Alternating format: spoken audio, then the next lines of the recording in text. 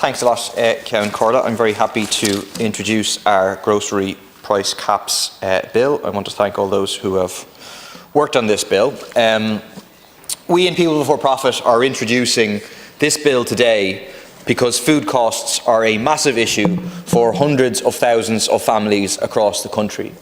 An annual survey of food poverty carried out by Oireachtas shows that food poverty is getting worse and worse. More than 1 in 4 parents said they did not have enough food to feed their children at some point in the last year, up from 1 in 5 in 2022. 1 in 8 parents had used a food bank, up from 1 in 20 in 2022.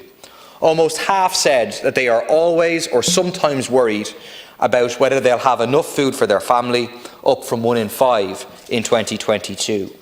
When these figures came out, the Taoiseach at the time, Leo Varadkar, cast doubt upon them. He couldn't really believe them. And I'd say there's lots of people in the segment of society who aren't affected by this who think there's no way that could be the case, because those figures are absolutely shocking. But the figures are true. They got worse year on year, and they're happening in one of the richest countries in the world. It's an absolute disgrace. One of the main reasons that food poverty has grown so much is a huge escalation in the cost of food. Food prices have risen by 20% in the last 3 years. And for all the headlines about inflation going down, that doesn't mean that prices are coming down. It just means that they're not rising as quickly as they were before. But prices are still going up. In some cases, the price of staple goods that Irish families rely on to feed their children are actually still rapidly rising. The latest CSO statistics show that the price of potatoes increased by 17% in the last year, while rice and frozen vegetables rose by close to 11%. This comes on top of earlier double-digit increases in the price of milk, of eggs, of butter, pasta and white sliced pan. The Child Poverty Monitor 2024, published by the Children's Rights Alliance on Monday, points out that food costs for a child between the ages of 0 and 2 increased by nearly 9% over a 6-month period in 2023. It now costs between €780 and €910 to feed baby formula for a year. What is the government doing about this? Precisely nothing. This time last year, if you cast your mind back, the then Junior Minister for Enterprise, Neil Richmond, promised he was going to get tough with the supermarket bosses. He said, and I quote, "Profit margins in the sector were way above normal, and there was a big difference between profit and profiteering." We know from an analysis of central bank data by the economist Michael Taft that profit margins accounted for more than 60% of all price increases between 2020 and 2022.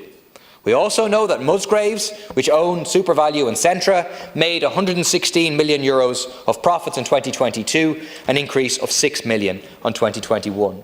The CEO of Tesco, Ken Murphy, doubled his pay packet last year to £10 million, and Tesco's reported an 11% rise in their annual profits.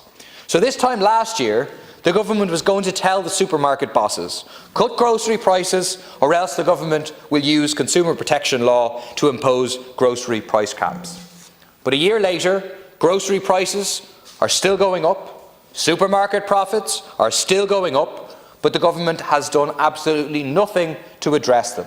That is why I am introducing this bill. Our bill would set up a grocery prices caps commission made up of consumer and employee representatives, particularly low-paid workers and vulnerable groups. It would decide which basic foodstuffs should be subject to price caps and what those price caps should be, taking into account the importance of different foods in average diets, the increase in price of different foods for the past 3 years, and profits in relation to the foodstuff and in the grocery and food production sectors in general. Ensuring that people can afford to put food on the table and that children are not going to bed hungry is the absolute bare minimum that you should be able to expect of a government in one of the wealthiest countries in the world. This government is failing even that basic minimum standard. It's time to evict Fianna Fáil, Fine Gael, the Greens and the right-wing independents that prop them up, and elect a left government for the first time in the history of the state to implement measures precisely like this.